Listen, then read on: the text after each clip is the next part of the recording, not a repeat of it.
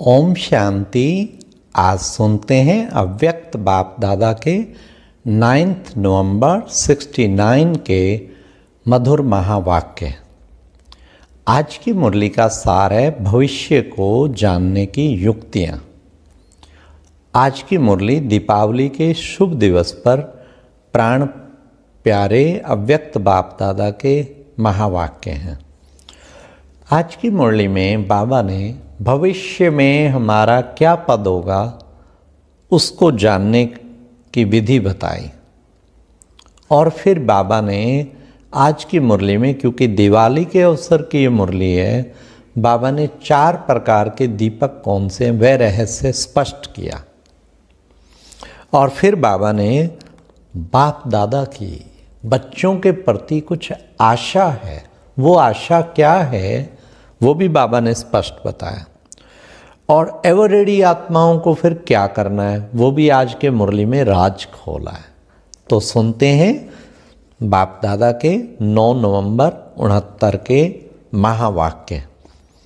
बाप दादा एक एक दीपक को एक काल की दृष्टि से देख रहे हैं या तीनों की?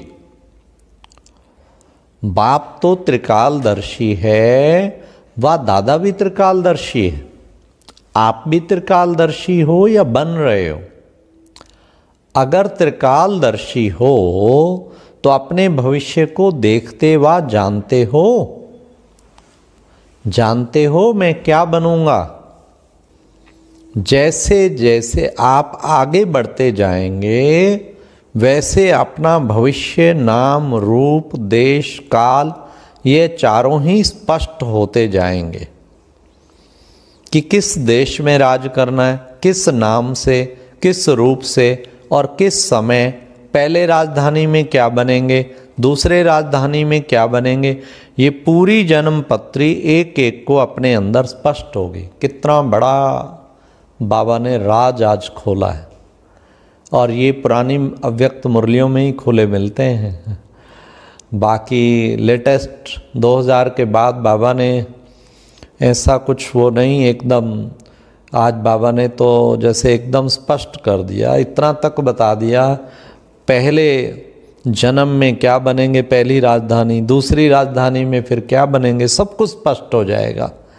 और किस देश में राज्य करना है, किस नाम से, किस रूप से। कितनी गहरी बात बाबा ने आज स्पष्ट की कि लास्ट मोमेंट पे सब कुछ क्लियर हो जाएगा। तो बाबा ने कहा बाप दादा जब भी किसी को देखते हैं तो तीनों कालों को देखते हैं। पहले क्या था, अब क्या है और फिर भविष्य में क्या बनने वाले हैं। जितना जितना, फिर बाबा ने कहा जितना जितना योग युक्त होंगे उतना भविष्य भी स्पष्ट जान पाएंगे। अभी भी जिनकी योग की बड़ी अच्छी स्थिति है, बाबा ने कहा भविष्य भी वो स्पष्ट उनके सामने होगा। थोड़े समय में, अभी थोड़ा और आगे चलो, बाबा क्या कहते हैं, थोड़े समय में आपकी चलन, आपकी तदबीर जो है वह आपके भविष्य तस्वीर को प्रसिद्ध करेगी। दुनिया के सामने भी, ब्राह्मण परिवार के सामने भी और खुद के सामने भी। क्या चीज़ स्पष्ट करेगी? आपकी चलन, आपकी तदबीर, तदबीर बना पुरुषार्थ, वो जो है आपकी भविष्य की तस्वीर को प्रसिद्ध करेगी। फिर बाबा ने कहा दीप माला पर क्या करते हैं? एक दीप से अनेक दीपक जगाते हो ना, तो अनेकों का एक के साथ लगन लगता है। यही दीप माला है। ये संगम युग पे प्रैक्टिकल दीप माला, सभी की एक दीपराज के साथ लगन लगी पड़ी है। यही एक सच्ची दीप माला है। दीपक कितने प्रकार के होते हैं जो दुनिया में भी प्रसिद्ध हैं। फिर बाबा ने बताया, हर एक ने अपना अपना विचार सुनाया। अब बाप दादा से सुनिए। एक है अंधियारे को मिटाकर रोशनी करने वाला मिट्टी का स्थूल दीपक, और दूसरा है आत्मा का दीपक, और तीसरा है कुल का दीपक, और चौथा कौन सा है? चौथा है आशाओं का दीपक कहते हैं ना। बाप को बच्चों में आशा रहती है ना, ये चारों प्रकार के दीपक जब जग जाते हैं तब समझो दीपमाला मनाई। ऐसा कोई कर्म ना हो जो कुल का दीपक बुझ जाए, कोई भी ऐसा कर्म ना हो जो कुल का दीपक बुझ जाए। ऐसी कोई चलन ना हो जो बाप दादा बच्चों में आशाओं का दीपक जगाते वे बुझ जाए। उम्मीदों का, आशाओं का दीपक बाबा ने बताया। जिसका दीपक खुद जगा हुआ होगा वह औरों का दीपक जगाने बगैर रह नहीं सकता। हाँ, कितना सुंदर बाबा ने बताया। सेवा का उमंग भी किन में होगा? पहले खुद का दीपक जगा होगा, खुद का टिमटिमा रहा होगा तो औरों को जगाएगा कैसे? फिर बाबा ने कहा बाप दादा की हर एक बच्चे में यही आशा रहती है, हर पिता की आशा रहती है ना, उम्मीद रहती है ना। तो बाप दादा की हर एक बच्चे में यही आशा रहती है, एक एक बच्चा पहले नंबर में जाए, अर्थात हर एक विजयी रतन बने। क्या सुंदर आशा, हर बच्चा मेरा नंबर 1 बन जाए, कोई बने कोई नहीं, नहीं सबके लिए बाबा। और सचमुच बाप दादा जब मिलते थे, अव्यक्त बाप दादा का पार्ट दादी के तन में देखा होगा। भले दादियाँ मिल रही हैं सब कुछ, लेकिन फिर बाबा सारी सुबह को बड़े प्यार से देखते थे कि वो भी मेरे रतन। और कई बार बाबा कहते थे मेरी नज़र सबसे पहले पीछे बैठे हुए पर जाती है। तो हर बच्चे को बाबा बराबर, जो विजयी होगा उनके लक्षण तो आप सभी ने सुनाए, लेकिन साथ साथ विजयी उनको कहा जाता है जो खुद तो विजय प्राप्त किया हुआ हो लेकिन औरों को भी अपने से आगे विजयी बनाए। खुद तो विजयी बने हो लेकिन और भी आपके संग के रंग से विजयी बन जाएं। ऐसे विजयी रतन जो अनेकों को विजयी बना सकें वही माला के मुख्य मणके हैं। आजकल मुरली में विजय माला के मणके, उसके ऊपर बाबा क्लियर कर रहे हैं। हाँ, जो विजयी रतन है, अनेकों को खुद भी बना हुआ हो और भी अनेकों को विजयी बना दे, वो विजय माला का मुख्य मणका है। तो अनेक जगे हुए दीपकों की माला हर एक ने गले में डाली है। ऐसे जगे हुए दीपकों की माला हर एक रतन गले में डालेंगे तब क्या होगा? तब क्या होगा? ध्यान से सुनना। तब विजय का नगाड़ा बजेगा। हाँ, विजय का नगाड़ा, जोर से विजय का नगाड़ा बजेगा। फिर बाबा ने कहा मधुरता वालों को सभी महान रूप से देखते हैं। तो यह मधुरता का विशेष गुण होना चाहिए। मधुरता से ही मधुसूदन का नाम बाला कर पाएंगे, क्योंकि बाबा के सामने लास्ट में मधुबन वाले बैठे हैं। तो बाबा ने कहा मधुबन के फूलों में विशेषता क्या होनी चाहिए? एक तो मधुरता।